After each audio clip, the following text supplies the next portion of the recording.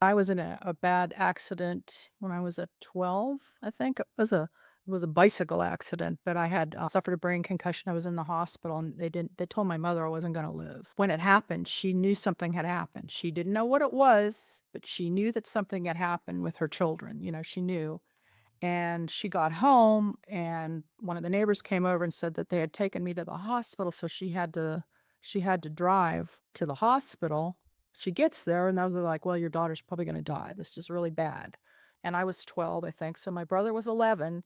He's at home and nobody would stay with my brother. She called various relatives and nobody would go and get him and bring them to their house, or nobody would go to the house and stay with him.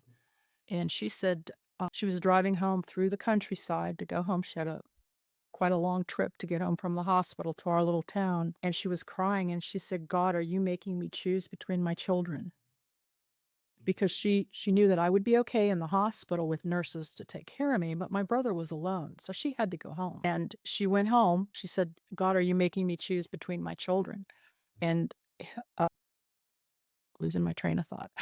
Oh, sorry. That's okay.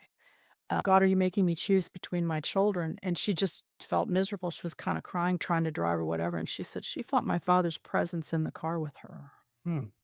comforting her. And she told me about it, shortly thereafter, because I didn't die. Here I am.